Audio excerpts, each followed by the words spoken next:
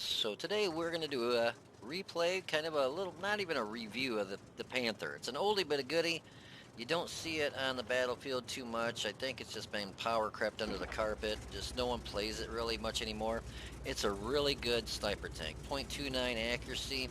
Reloads just a little over 3 seconds. The only drawback is that the 135 average damage, but that's not too bad for shooting every 3 seconds. Very accurate gun. So at first you can kind of see I didn't really know where I wanted to go. We are top tier, and I kind of wanted to see where the team was gonna kind of separate. We had a second Panther right there, but he was stock. At least it looked like he was stock turret, stock gun. So I figured a lot of times on this map you'll see a lot of tank destroyers or mediums kind of either play the west or east side, and then mainly on the east side. They get up in the hilly area over here in the trees, and yeah, you can see people are already clicking up there. They get up here in those trees, and if they get a scout, you know, up far enough to where they can light us up in these trees back here, then we're in kind of deep trouble. So I thought, well, you know, I'm going to go over here and kind of just hold up for a little bit, because we only got two mediums over here, and we had a couple of heavies going into the city. So kind of took a pretty good position up here. And basically I'm just going to pop up here and watch for any trees to fall down. That kind of gives you a heads up if there's anything up there. So I'm just kind of watching up here and looking for any trees to drop, and after a little bit I don't see much of anything, so I figure what the hell with it, I'm not just going to sit here the whole match. And I also was watching in the city there, and our SU and 01 and 3601, they end up getting snot knocked out of them down there. So I decided to kind of take up that center position, because no one was going in that area, and they were sitting in the center of the map right here, getting shots off at our guys over here. And I was a little bit surprised that when I saw there's so many mediums here, I thought it's not going to do me any good just to sit here the whole match. You know, it's just dumb. So I just did kind of blind shot. I don't think I even hit anything. So by the time I kind of worked my way back over to go up to the center road there, the 5 road, it goes right up to the main city there, the two heavies and the tank destroyer were knocked out. So we got it on standard rounds, 198 pen, which for, you know, a tier 7, that's not bad, but Scorpion wasn't in a position where I could get a shot. The OI finally moves forward enough to where I can get a shot at him, and I take a shot and bounce. And I think I bounced the second shot, so I put it on premium rounds, and then I completely forgot to take it off premium rounds. So you'll have to forgive me, I just completely forgot to. So it's not that I meant to sit there and spam premium rounds and tanks that a spitwad could go through. It's just I just wasn't thinking about taking, you know, changing the type of shell I was shooting, because by the time I get into the center there, I was by myself. You see, get a nice side shot there, and it bounces, and I'm like, dang it all. 198 pen should have went through the OIs pretty much anywhere, but yeah, he was turning his turret, so maybe it just happened to hit on a bad angle. So basically you can see the center now. The guys that were in the center are pretty much dead, and there's nothing there. So I figured I would just kind of work my way up into the center and try and at least hold them off, because nothing's lit there now. And the guys that we have up here on the easterly flank, at least I figure if I can get them lit, maybe they can kind of take some shots there. Hellcat flies up in there. I don't think I was lit right there, but then the AMX M445 pops up there, and he's going to do 240 average damage, where I'm doing 135, 130 something average damage. Yeah, he just hit me for 209. And then that Hellcat, I don't know if I bounced off him or if I just completely missed him, but he did bounce off us there. We got a nice high roll for 151. And the position I'm setting in, lovely artillery can hit me. And we're stunned. It takes a little bit longer to get loaded, and I didn't really want to back up into the same position I just was, considering artillery is going to be shooting at me. And you can see pretty much everything's shooting premium rounds anyway, so I didn't feel so bad. I figured, you know, Well, I mean, I didn't feel bad after the fact. After the match was over and I figured out I shot all premium, except for a couple rounds, but it happens. So we wait for the OI to pop out, we hit him for 156, so another nice roll. I mean, considering the average damage of this gun is 135, I wasn't going to complain. We just got hit right there on the gun mantle. Let me see if I can pause it real quick. We'll take a peek. That right there on the gun mantle was the FV304. He hit me right on the gun mantle and it bounced. Actually, it's kind of funny. It didn't even damage the gun. I was really surprised when I saw that. I was like, oh, well, cool. But that's telling me he's pretty close. Well, then I see the Chi-Ri's got 604 hit points. I've got 862. I thought I got a decent chance of taking him out. So I'm going to roll up here. Now, he's got a 3-shot autoloader with 8-second reload, so we're just going to start pumping the rounds into him, and you can see he's pumping premium rounds into me. He just put 4 rounds into me, and they all pen, because that's what happens when they press number 2. 20% better. So we get down to 1 shot. And unfortunately, I got hit by the artillery, which stunned me. And then unfortunately, that took a little bit longer for me to get a reload. And he gets a high roll of 138 after hitting me for 117, 114. And the previous shots were around the same. And then all of a sudden, he magically does a high roll for 138 and knocks me out. Go figure. But we got him down to 42 hit points. I One thing you really got to do too is you want to help your team out. Let them know little things like that, because obviously I know what he's got left for hit points, but you know, if the teammates aren't looking because they're, you know, distracted with other tanks, it's a good thing to do. And I do eventually here in a minute say, hey, the Chiri's a 1-shot, and I said I think the Hellcat is a 2 or a 3-shot. So you know, they had a better idea.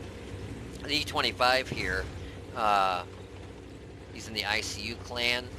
Synapsis, I think that's how he pronounces his name there.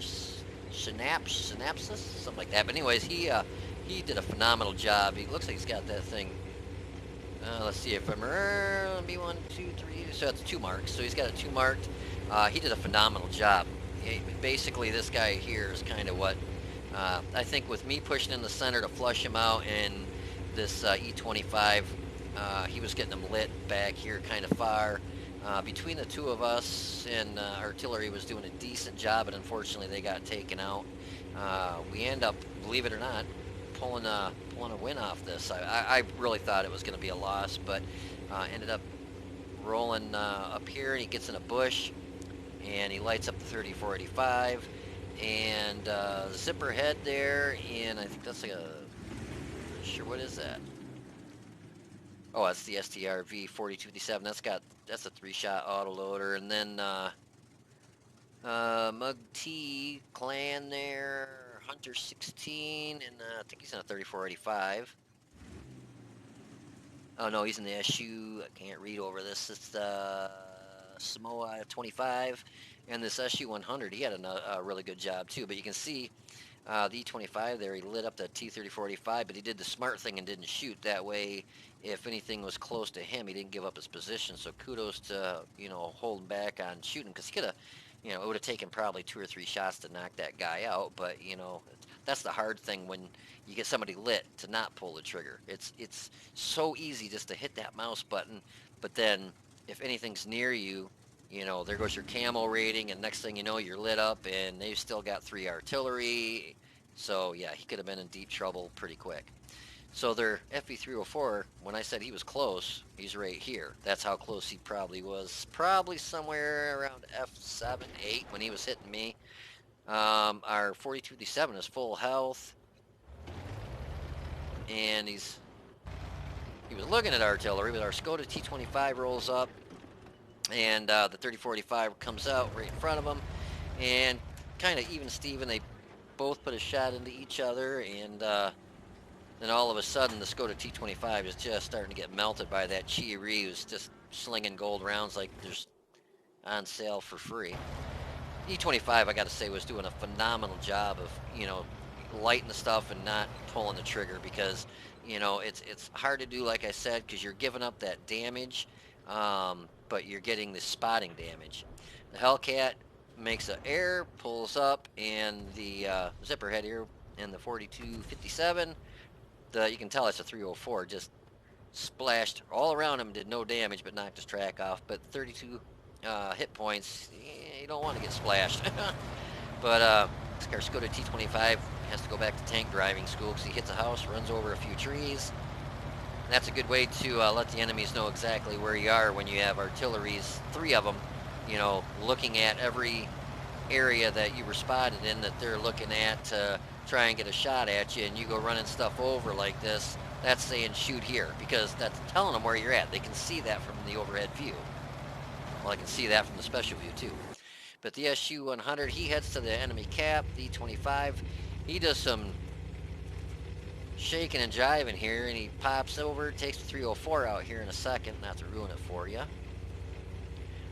The only problem is when it gets down to just straight arty versus straight tanks, the tanks do have a better chance of winning, but the artillery has a chance of derping you, or, the E-25, he did a good moves, that way he wasn't in a straight line.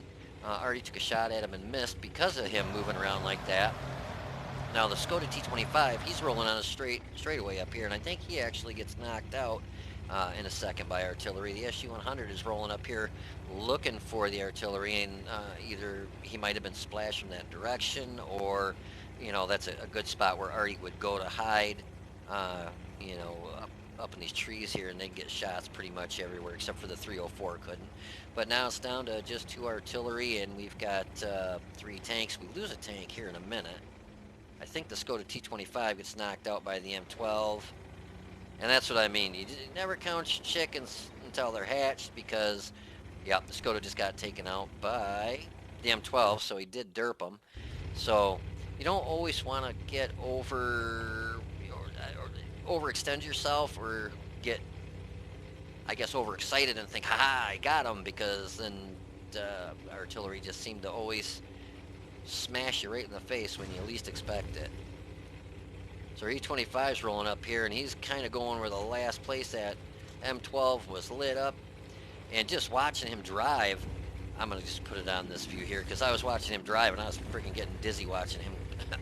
He's just going left and right, and he comes up here, he lights up the artillery, and right there, I probably might have went after the artillery, because he did have his gun facing the other way. But the E25 does a wise thing, and he kind of shakes and jives here, makes the artillery shaking his boots, thinking, where in the hell's this guy going? He's probably unlit by now. But you gotta remember now, there's 2 artilleries, so... But the E25 basically made that artillery think, where in the hell did he just go?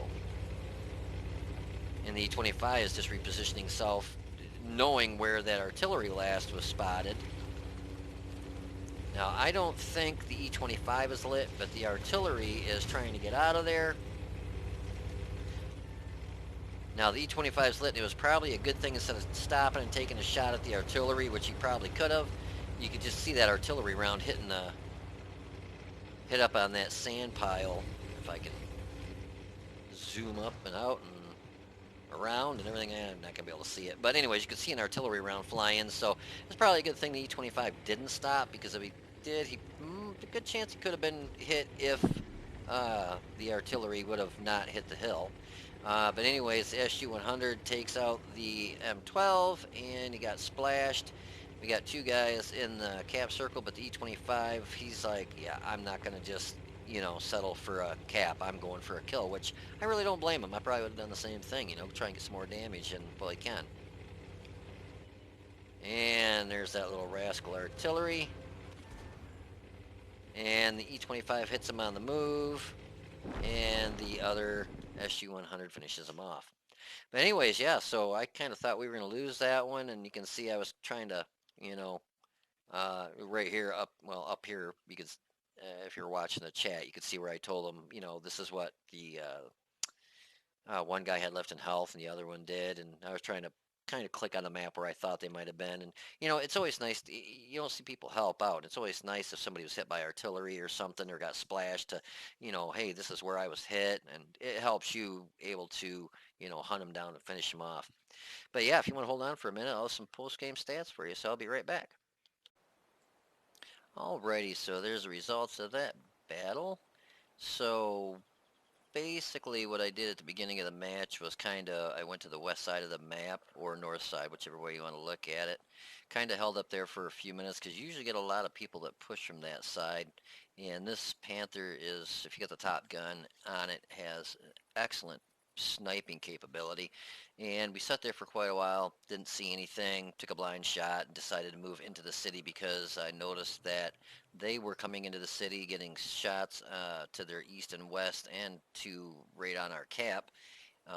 So I thought the best thing I could do is push into the city and hopefully kind of push them back. And we kind of did that. Ended up getting the AMX M445 6 times. That's the only drawback with the Panthers. It doesn't hit for a lot of damage, 135 average damage, but the reload is pretty good, 3.23.